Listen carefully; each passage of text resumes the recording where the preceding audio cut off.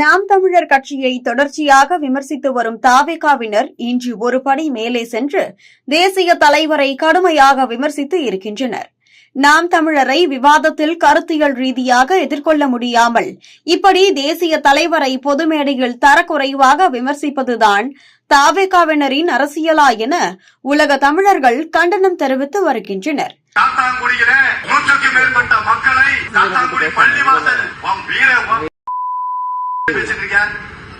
அந்த பள்ளிவாசல காத்தாங்குடி பள்ளிவாசல்ல தோல்ந்துட்டு இருந்த மக்களுடைய முதலில் பின்னா சுட்டவன் தான் தலைவர். எங்க தலைவர் அறிவித்திருக்கக்கூடிய தலைவர்களை பார். ஒரு உயிரை கொண்டதற்கு வரலாறு உண்டா? தலைவர் மனித உயிர்களை கொன்றவன். இங்க எங்க தந்தை பெரியாரு அம்பேத்கர் இன்னும் பல தலைவர்களை எங்க தலைவர் கொள்கை தலைவர் அறிவித்திருக்காங்க. எத்தனை உயிரை கொண்டாங்க? உனக்கு என்ன தகுதி இருக்கு சீமா? புதிதாக கட்சி தொடங்கிய தாவேகா தொடர்ச்சியாக பல்வேறு சர்ச்சையில் சிக்கி வரும் நிலையில் தமிழக வெற்றிக் கழகத்தின் முதிர்ச்சியின்மை மற்றும் கட்சியை வழிநடத்த தெரியாமல் தடுமாற்றம் போன்றவைதான் காரணம் என பலரும் விமர்சித்து வருகின்றனர். ஏனெனில் தாவேகாவில் இருப்பவர்களிடம் தங்களின் கொள்கை கோட்பாடு என்ன என்று கேட்டால் கூட தெரியாது. மேலும் பல விவாத நிகழ்ச்சிகள் பங்கேற்று எதிர்த்தரப்பினரிடம் குறிப்பாக நாம் தமிழர் கட்சியினரிடம் வாங்கி கட்டிக் கொள்வதையே வாடிக்கையாக வைத்திருக்கின்றனர்.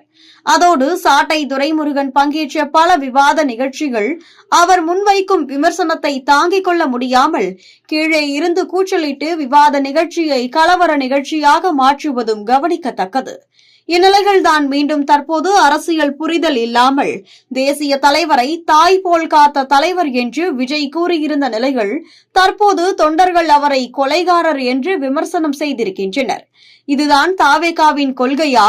இதுதான் திராவிடம் ஒரு கண்ணு தமிழ் தேசியம் ஒரு கண்ணா என நாம் தமிழர் கட்சியினர் விளாசி வருகின்றனர்.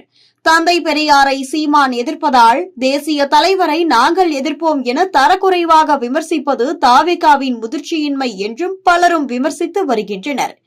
ஏற்கனவே கரூர் கூட்ட நெரிசல் சம்பவம் தமிழக வெற்றிக் கழகத்தின் ஒருங்கிணைப்பு திணறலில் உள்ள முழுமையான முதிர்ச்சியின்மையை வெளிப்படுத்தி உள்ளது. அரசியல் என்பது சினிமா படப்பிடிப்பு தளம் அல்ல. இங்கு நடக்கும் நிர்வாக சீர்கேடுகள் உயிர்களை பறிக்கும்.